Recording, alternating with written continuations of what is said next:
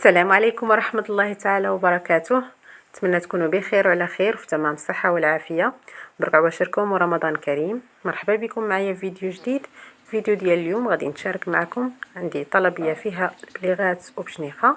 غادي نشارك معكم التفاصيل ديال هاد الطلبية، الكمية اللي كتخرج هاد المكونات اللي غادي ندير، وكذلك الثمن، وحتى النصائح باش ما تضيعش لكم البليغه وما يضيعش لكم الزنجلان من البليغه ملي تكونوا كتقليو فيها.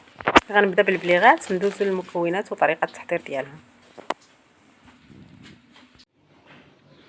هنا في المكونات عندي 600 غرام ديال الدقيق، معها معلقه صغيره ديال القرفه، شويه ديال الملح، عندي صفار بيضه، عندي هنا كاس ديال الماء مخلط ماء وما زهر، 4 المعالق ديال الزيت و4 المعالق ديال الزبده دايبه تذوبتها عاد عبر 4 المعالق. عندي 400 غرام ديال الزنجلان، كيس من خميره الحلوى.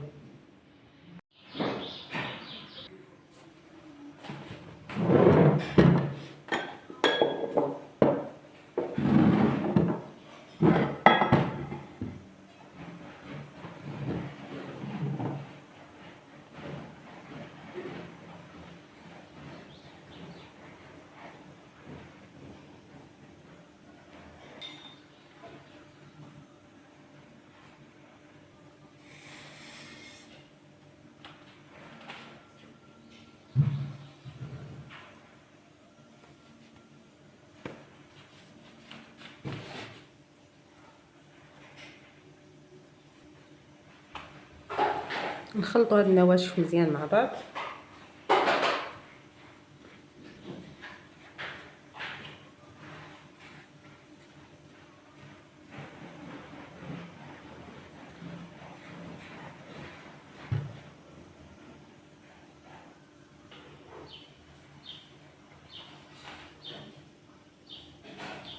من بعد غادي نزيد عليهم الزيت والزبده نبسسهم بهم.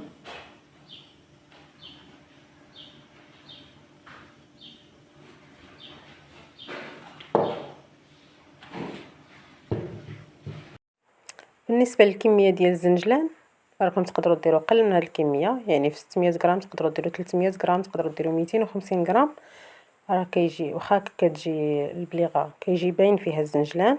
هذا بالنسبه للناس اللي كيقول لك راه كيطيح لهم الزنجلان بزاف في القلي ولا ملي كيكونوا يسرحوا في هذه العجينه.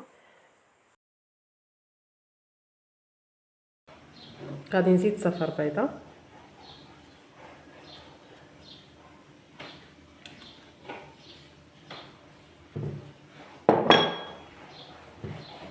كما شفتوا انا هنايا درت صفار بيضه وحده، وتقدروا ديروا صفار ديال 2 بيضات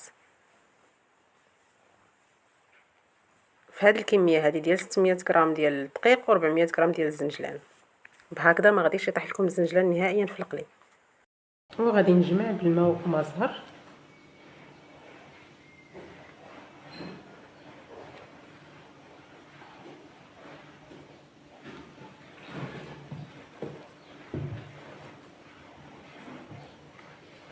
العجينه خصها ما تجيش قاصحه وما تجيش رطبه بزاف.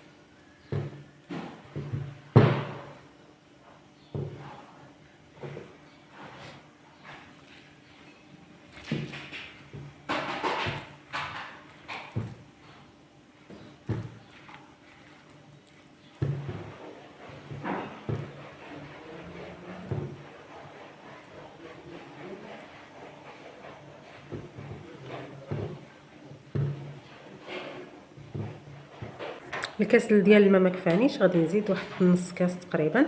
المهم غادي نبقى نكب الماء بالتدريج حتى نشوف شحال هزت ليا.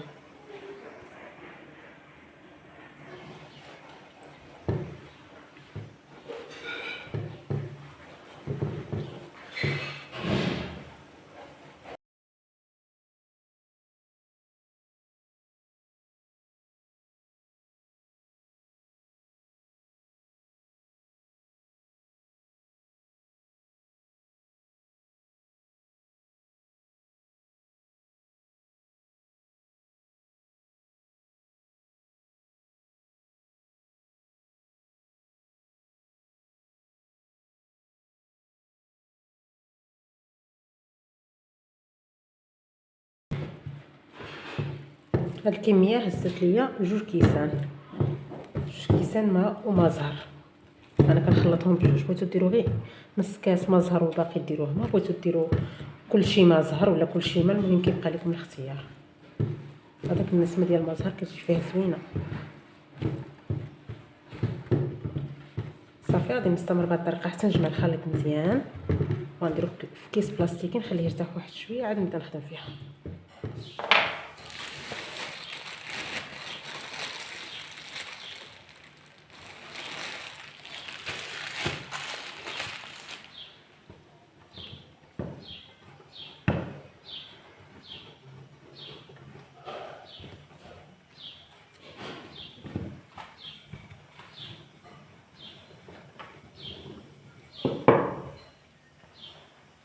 كما كتشوفوا هنا كنسرح فيها، ما كتلصق لا على طابله لا والو، وما كيطيحش منها الزنجلان.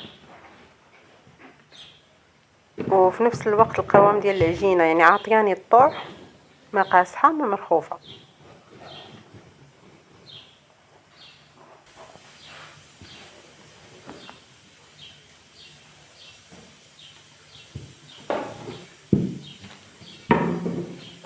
هنا من بعد ما سرحتها غادي نقطعها بهاد القطعه.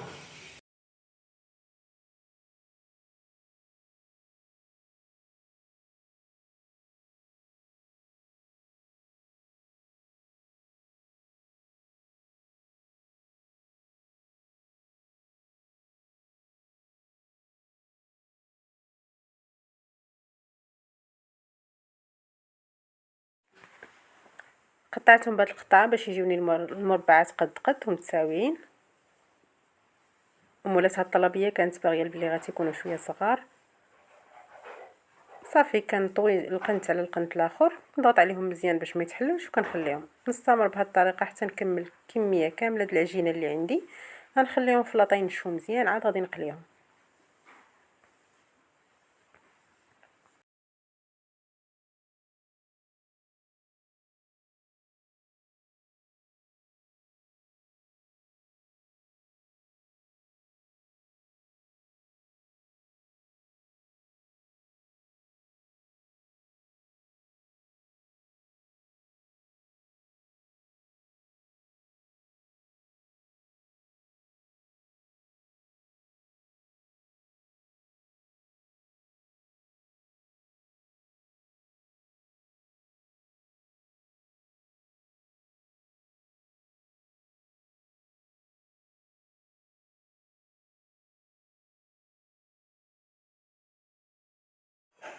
هاد الوقت اللي واخا نخلي فيه البليغات ينشفوا، ندوز باش نوجد بشنيخه كنت ديجا شاركتها معكم في القناه بجوج ديال الطرق، يعني بالزنجلان واللوز وبلا زنجلان واللوز.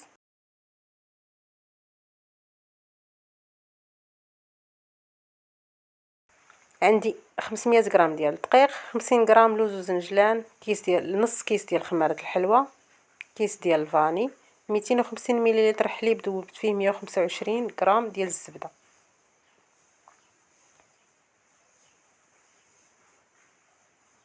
كناخذ شويه ديال الدقيق باش نغربل فيه هاد اللوز وزنجلان بهاد الطريقه هذه باش ما ينزلش عندي ما يبقاليش القشور ديال اللوز ولا القشور ديال الزنجلان يهبطوا ليا هنايا، يعني دوك الحبات الغلاط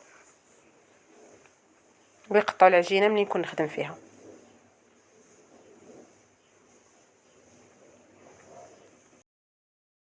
رشه ديال الملح ونص معلقه صغيره ديال القرفه، نسيت ما قلتهاش لكم، راه كنت مخلطاها مع هاد اللوز وزنجلان.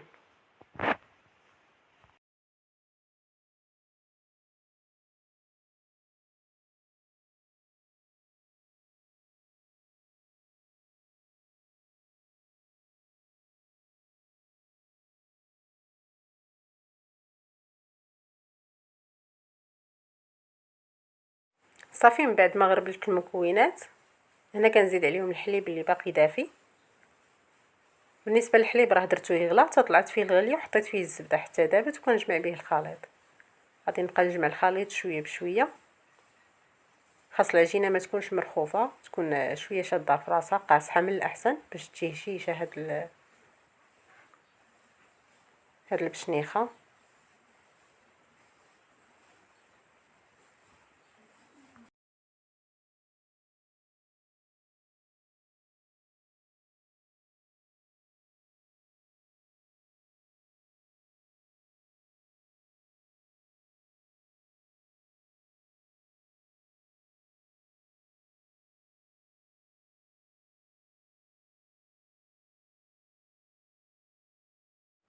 صافي من بعد ما تجمعت عندي العجينه كنقسمها هكا كويرات صغار وغادي نديرها في كيس بلاستيكي باش تبقى ليا دافيه ما تبردش.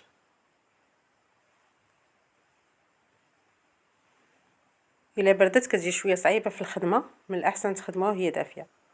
هادشي علاش انا ما كنعجنش كيلو ديال الدقيق ضربه واحده، ديما كنعجن نص كيلو،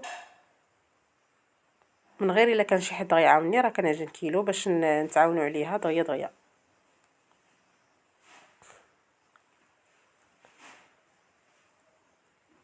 صافي كترشوا سطح العمل بشويه ديال الدقيق ولا مايزينا اللي بغيتو. انا رشيت غير بالدقيق. كنسرح العجينه وغادي ندوزها في الوراقه باش تكون عندي ما تكونش جهه غليظ على جهه، يعني كندوزها في الوراقه، ما ندوزوهاش في رقم رقيق بزاف. من بعد غادي ندوزها في هاد الجهه ديال البشنيخه.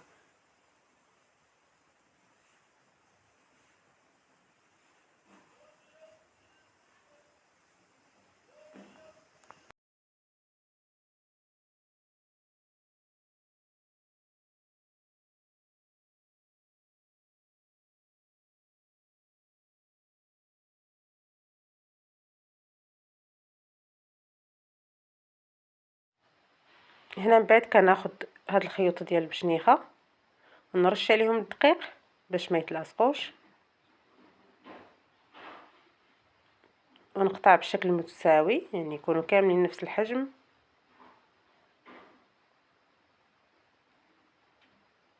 كيفاش شفتوا كنشدها في القناه نزير عليها ونلوي كل جهه العكس ديال الجهه الاخرى، ما تزيروش بزاف وما تخليوهاش مرخوفه.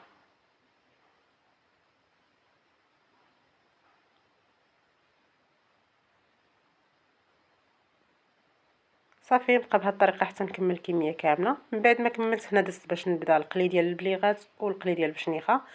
نقلي البليغات هما الاولين، خليت الزيت حتى سخنات. من بعد كنبدا نرمي فيها هاد البليغات اللي نشفوا، ما كياخذوش وقت طويل في الطياب، راه دغيا كيطيبوا، وما تخليهمش يتحمروا بزاف لانهم غادي يجيكم محروقين، غير كيذهبوا كياخذوا داك المذهب. كنحيدهم من الزيت ونطفيهم في العسل.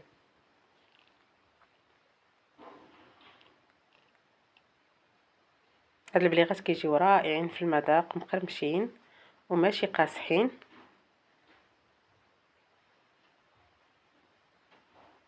هنا الصوره كتهز، سمحوا لي حيت كنت شاده غير بيد. صافي غادي نخليهم يشربوا العسل. انا كنخليهم مده في العسل، يعني ماشي غير كنحطهم ونحيدهم.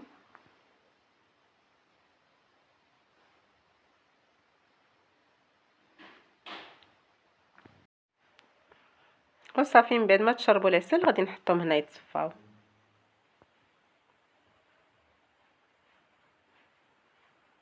شفتوا الزنجله راه ما طاحش بزاف، طاح غير شويه. صافي من بعد ما ساليت غادي ندوز باش نقلي بشنيخه حتى هي خليتها نشفات.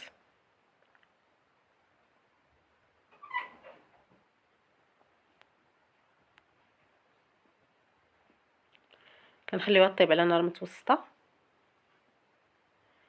الطياب ديال البشنيخه خص شويه تكون الزيت كثيره وتحركوها في القلي ديالها باش تاخذ نفس اللون، ما تجيش مكويه يعني كل جهه تجي جهه محمره بزاف وجهه لا. خص تبقاو تحركوا فيها. المهم انا ديجا راك حطيتها لكم في القناه وحطيتها بالتفاصيل ديالها كامله. هنا راه نقص بزاف اللقطات من الفيديو غير باش ما يجيش طويل. حتى هي نفس الشيء غادي نستمر بنفس الطريقه حتى نكمل. من بعد ما ساليت كامل الكميه اللي عندي ها كما كتشوفوا انا حاطه بشنيخه وحاطه البليغات. غادي ناخذ شويه ديال العسل اللي دفيته، غادي نرجع نكب واحد شويه على بشنيخه، ندير خطوطه هكا شويه شويه باش نزينها بالزنجلان.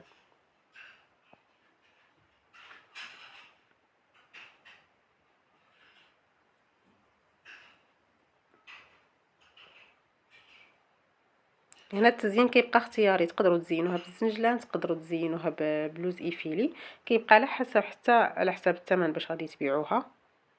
يعني ما يمكنش انكم تبيعوها هذه ب50 درهم وتزينوها بلوز ايفيلي، خصها الا كنت تزين بلوز ايفيلي خصكم ديروا لها 60 درهم.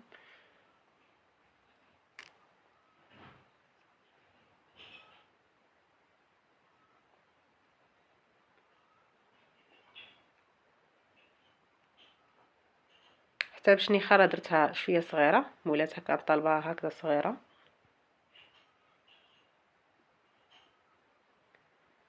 صافي غادي نستمر بهذه الطريقه حتى نكمل التزيين كامل، ومن بعد نديرهم في البواطات.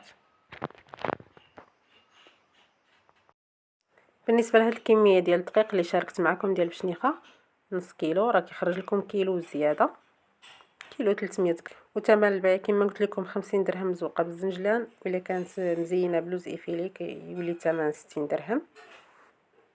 وبالنسبه للبليغات الكميه اللي خرجت ليا 2 كيلو وشي طبيصيل صغير، شي حبات هكا زايدين. اما ثمن البيع ديالهم ف 80 درهم، الا درتو فيهم لوز الوسط كيولي 90 درهم. لانه كما شفتوا هنا الكميه ديال الزنجلان ماشي قليله، كنتو غادي تقللوا الكميه ديال الزنجلان وتخليو الدقيق، يعني 600 غرام ديال الدقيق و250 غرام ديال الزنجلان، تقدروا تبيعوهم حتى ب 60 درهم.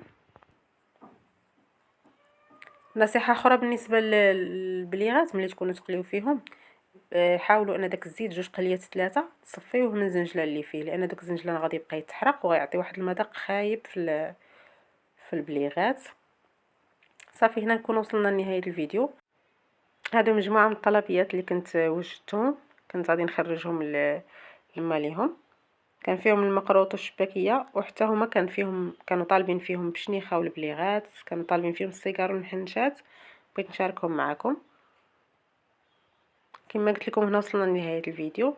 خليتكم في امان الله، نتلاقاو في فيديو جديد ان شاء الله. مع السلامه.